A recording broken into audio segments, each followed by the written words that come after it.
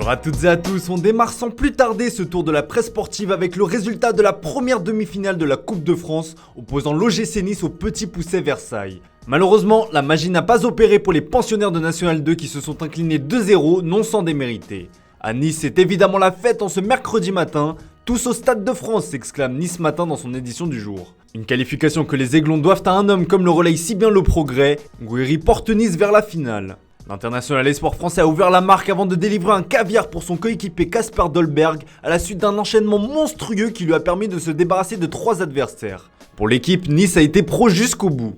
Le quotidien français accorde également sa une à l'autre demi bien chic qui opposera ce soir Nantes à Monaco. On retrouve également l'affiche en une du quotidien local Monaco Matin. Pour rejoindre Nice, peut-on lire. Les Canaries espèrent se qualifier pour la 9ème finale de leur histoire, mais Monaco, décevant en Ligue 1, compte aussi sur la coupe pour assurer son avenir européen et disputer sa 2ème finale d'affilée après celle perdue l'an dernier face au PSG. Coup d'envoi ce soir à 21h15.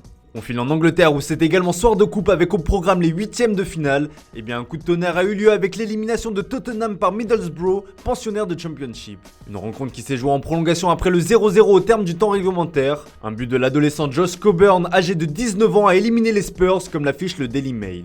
Les Spurs s'écrasent, écrit de son côté le Daily Express. Manchester City a quant à lui réussi sa tâche avec efficacité comme l'indique l'expression placardée sur le Manchester Evening News. Une victoire 2-0 face à Peterborough, pensionnaire de Championship également. Riyad Mahrez et Jack Grealish sont les buteurs côté Sky Blues.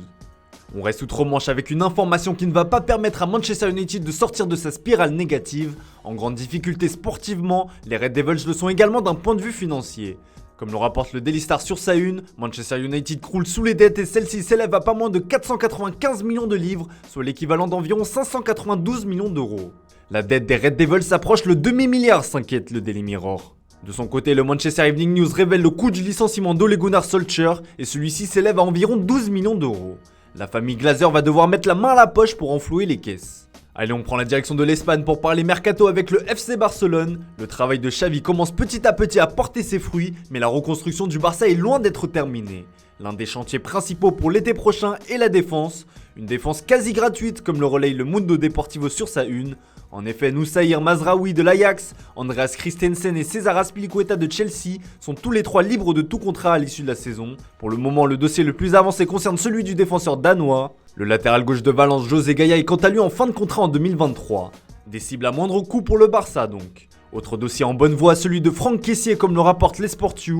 Le milieu de l'AC Milan est lui aussi en fin de contrat cet été. Le profil de l'Ivoirien rappelle au Barça un certain Sédou Keita. Toujours FC Barcelone, Sport dévoile une interview exclusive de la pépite brésilienne Angelo Gabriel. L'ailier brésilien de 17 ans est le dernier talent de Santos que tout le monde s'arrache. Eh bien il semblerait selon les dires de l'intéressé que le Barça serait une destination plus que plausible. J'ai le style Barça, a-t-il ainsi déclaré. Un sacré appel du pied qui ne devrait pas plaire au Real Madrid qui lui aussi est dans le coup. Mais l'information qui nous intéresse ici se trouve dans l'encart et concerne le dossier Ousmane Dembélé. Un dossier plein de rebondissements puisque le quotidien espagnol révèle que l'avenir du champion du monde français peut encore s'écrire en Catalogne. Les négociations ne seraient pas rompues et un contrat de 2 ans pourrait être proposé au joueur de 24 ans. Cependant, Joan Laporta espère que l'intéressé fera le premier pas, car le président barcelonais a un autre dossier de taille à gérer, celui d'Erling Haaland. Et comme annoncé, la bataille promet d'être rude. Selon le journaliste Fabrizio Romano, une rencontre entre le directeur sportif de Manchester City et Mino Raiola a eu lieu en février. De plus, le Real Madrid serait toujours dans la course. Un autre feuilleton qui promet moult rebondissements. Car on le sait, la priorité du Real Madrid se nomme Kylian Mbappé, mais là aussi le dossier est complexe, malgré le fait que le champion du monde français soit en fin de contrat à l'issue de la saison.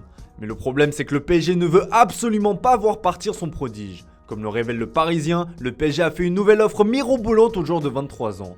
Un contrat de 2 ans avec un salaire annuel de 50 millions d'euros, ainsi qu'une prime de fidélité de 100 millions d'euros net d'impôts. Oui, vous avez bien entendu. Cette annonce a beaucoup fait parler de l'autre côté des Pyrénées, au point que le quotidien espagnol AS le placarde sur sa une. Si du côté des dirigeants parisiens on reste optimiste, en Espagne on est également persuadé que le Bondino sera madrilène la saison prochaine. Qui aura donc le dernier mot dans ce dossier haletant? Réponse d'ici la fin de saison. Voilà, c'est tout pour ce matin. Merci pour votre fidélité. Bonne journée à vous. On se retrouve tout à l'heure pour le traditionnel JT Foot Mercato.